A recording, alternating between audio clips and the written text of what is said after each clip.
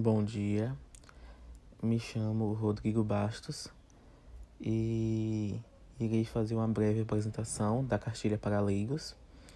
A equipe é composta por Daniel Teles, Jéssica Lopes, Luciana André, Maria Amélia Franco, Natália Alves e Rodrigo Bastos, quem vos fala. Então, a nossa cartilha para leigos, ela contempla conceito, importâncias, dentre outros assuntos. Brevemente falando sobre o estudo da citologia, onde ele é indispensável no desenvolvimento da medicina, impactando a criação de novos medicamentos e tratamentos, gerando assim um diagnóstico mais preciso.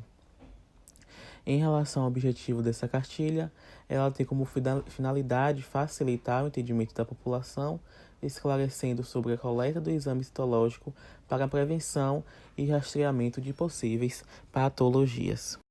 Dentre os exames citopatológicos mais conhecidos, destacamos aqui o Papa Nicolau, que é o exame preventivo do câncer de colo uterino, onde a citopatologia cérvico-vaginal é um dos métodos mais seguros e confiáveis, e por esse motivo que são utilizados sempre em campanhas de saúde pública. Os exames citopatológicos, eles podem mostrar, além de possíveis indícios de câncer, também constatar infecções por vírus, como HPV, verrugas genitais, herpes, infecções por vários tipos de fungos que causam a candidíase. Temos aqui também alguns itens utilizados para a realização desse exame e algumas recomendações, como por exemplo, o exame ele não pode ser feito durante a menstruação, também em caso de sangramento vaginal anormal, não é recomendada a utilização de lubrificantes, espermicidas ou medicamentos vaginais com um prazo de 48 horas antes da coleta. A realização desses exames também, como a ultrassonografia, ela deve ser evitada 48 horas antes a coleta do exame. Afinal, o que é o exame citopatológico? Bom, o exame citopatológico ele é o estudo das células através da coleta de material obtido do raspado do colo do útero, utilizando espátula na região externa, que é a ectocervice, e escovinha na região interna, a endocervice. O material ele é coletado e colocado em uma lâmina de vidro para ser examinado posteriormente no microscópio. Temos aqui ilustrações de como é realizada essa coleta, tanto com a espátula na endocervice e a escovinha na ectocervice. Tem a colocação do material na lâmina de vidro para posteriormente ser examinada pelo microscópio. Bom, aqui temos a visualização microscópica do material coletado, onde a imagem à direita apresenta células normais, a imagem à esquerda, células infectadas pelo vírus HPV.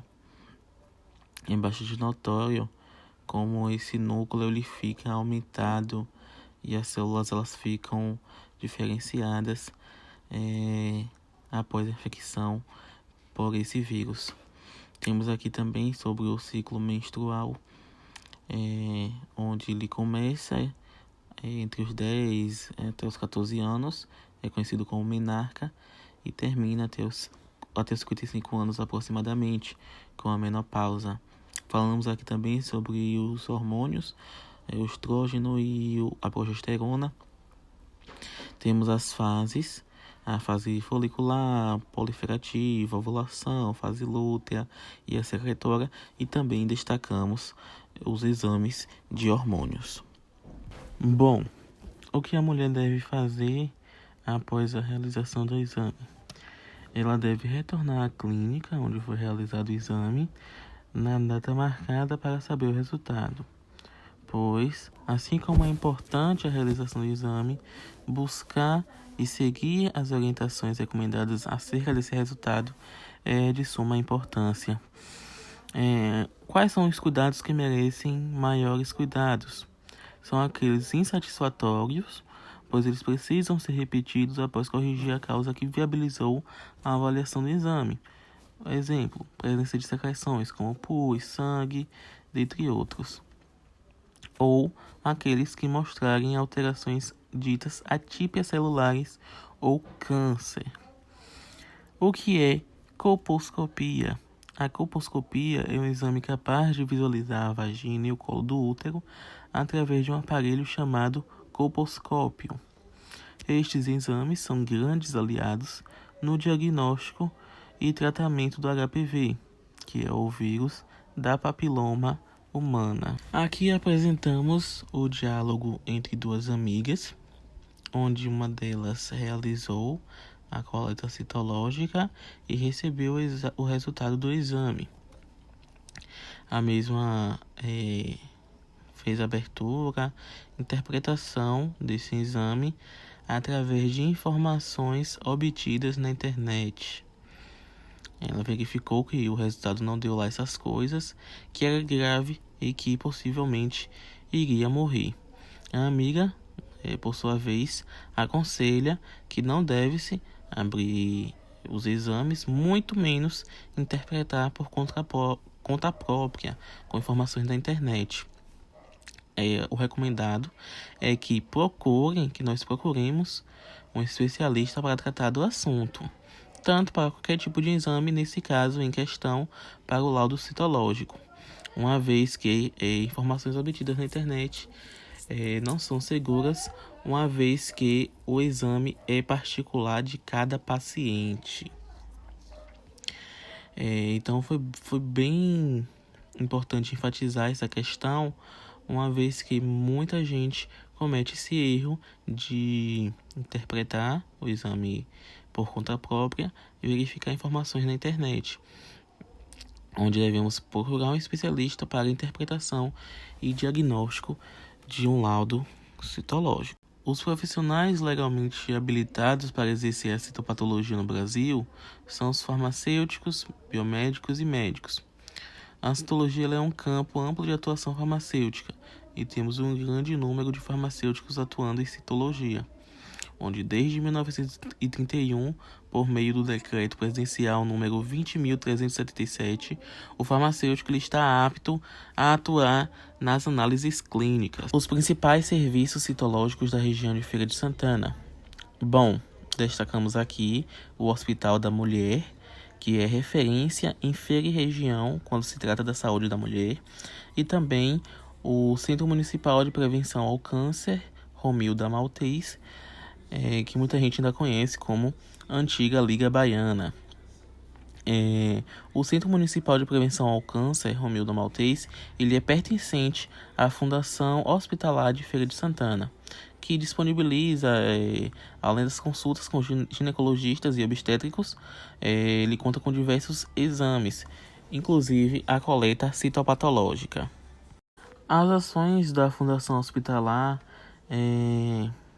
elas vão além da orientação para a prevenção do câncer do colo uterino e também da promoção de campanhas voltadas para a atenção da saúde da mulher, como, por exemplo, o Março Lilás e Outubro Rosa, onde as mulheres são incentivadas a procurar serviços especialistas para tratarem da saúde, inclusive para a realização de vários exames, consultas e rastreamento de possíveis patologias. Temos aqui algumas curiosidades acerca da tabelinha, algumas orientações também para as mulheres.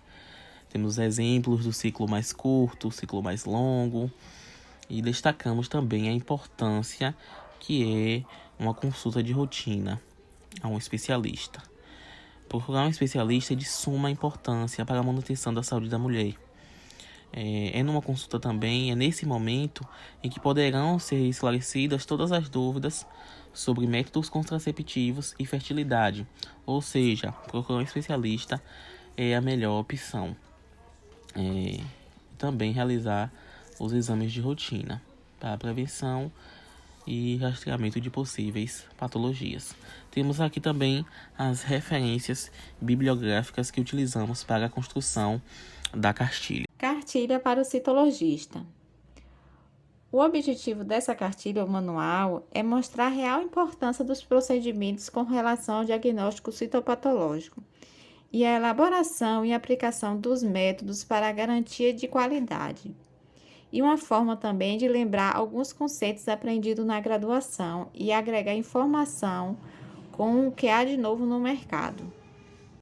A qualidade dos laudos citopatológicos depende de fatores.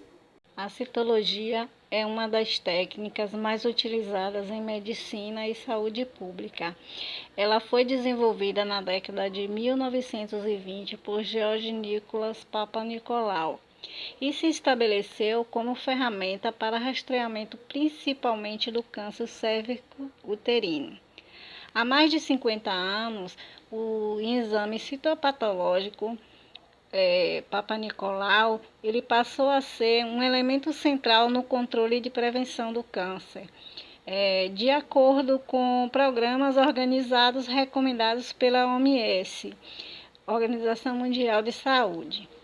A citologia, ela continua a ser o método único no rastreio do câncer cérvico-uterino em mulheres que dão início à prevenção secundária, mesmo com a vacina contra o vírus HPV em idade escolar.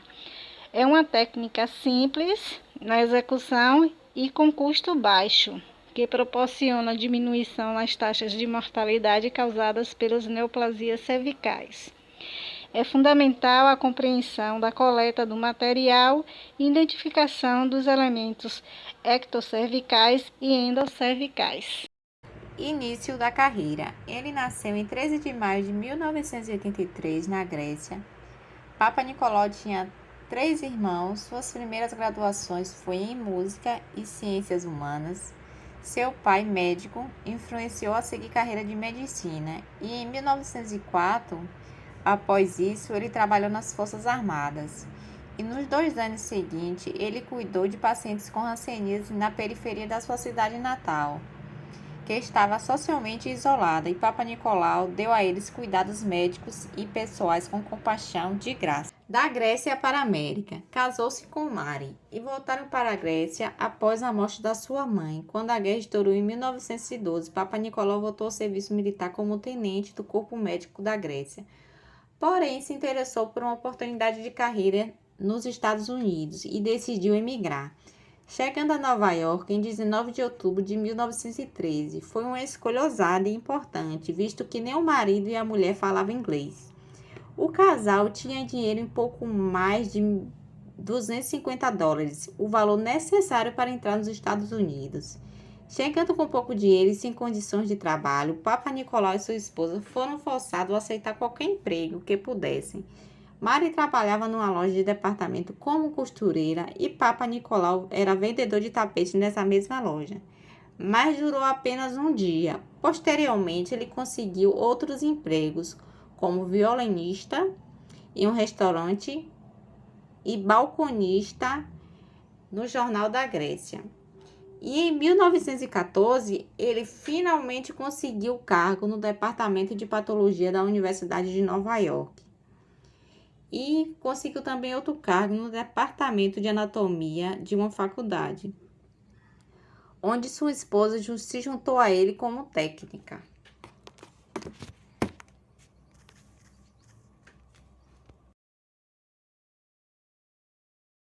Exame de Papanicolaou.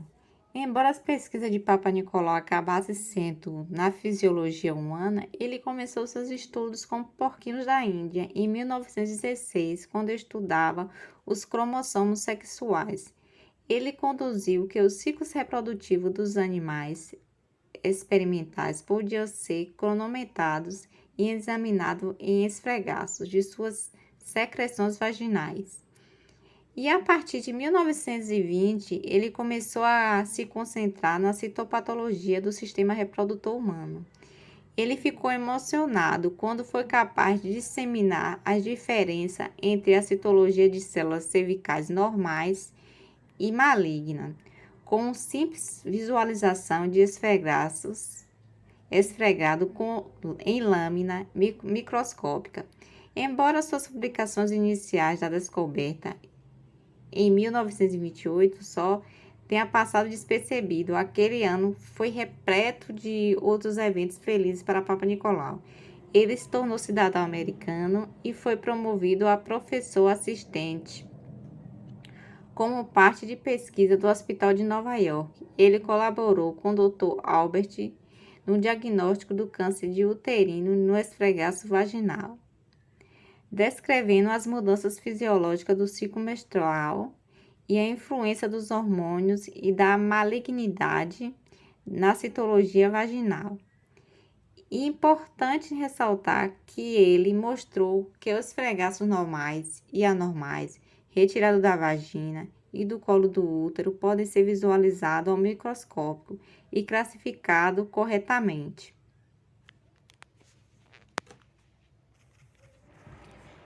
Vida pessoal. Papa Nicolau era um cientista dedicado e tão modesto quanto trabalhador. Ele não tirava férias, trabalhava 7 dias por semana e adorava mergulhar nas suas pesquisas. Sua hábil esposa Mari administrava os negócios domésticos e de laboratório, até mesmo funcionando como sujeito experimental em alguns dos seus estudos.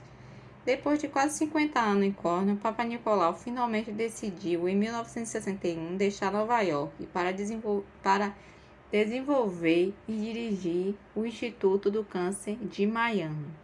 Mari ficou emocionada e aliviada, pois estava cada vez mais preocupada com seu recente comportamento distraído e fascinação pela análise de sonhos. Infelizmente, o Papa Nicolau morreu 3 meses depois da chegada a Miami, e sofrendo um infarto do miocárdio fatal. Em 19 de fevereiro de 1962, ele tinha 78 anos. Sua contribuição monumental provou que o câncer pode ser vencido. O exame Papa Nicolau continuará sendo uma das armas mais poderosas contra esta doença. Aqueles de nós que consideramos uma estrela guia, sempre deveremos a nossa gratidão. E aquelas mulheres que foram ajudadas por seu teste devem a ele a sua vida. Não só as mulheres que foram diagnosticadas com o câncer do colo do útero e qualquer outro tipo de câncer que possa ser identificado, mas também nós como mulheres que temos a oportunidade de nos prevenir, de nos cuidar. O segundo capítulo da nossa cartilha é sobre a anatomia e histologia. O trato genital feminino é constituído pelos órgãos genitais externos e pela vulva. Os internos pela vagina, pelo útero, pelas tubas uterinas e pelos ovários, que estão localizados no interior da cavidade pélvica.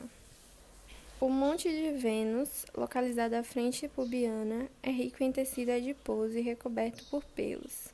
Os grandes lábios são formados por 2 pregas espessas de pele, também revestidos por pelos, e se estendem do Monte Vênus até o períneo. A vagina é formada por um tubo fibromuscular de 7 a 9 centímetros de comprimento e comunica superiormente com o canal cervical, onde sua extremidade envolve o colo do útero, inferiormente até o vestíbulo.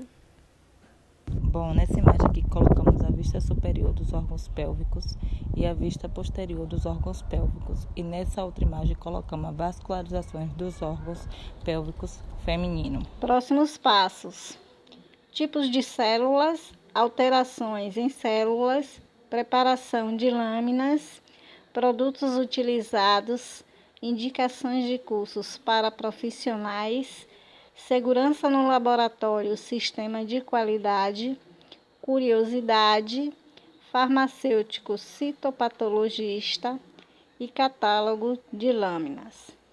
Muito obrigada e até breve.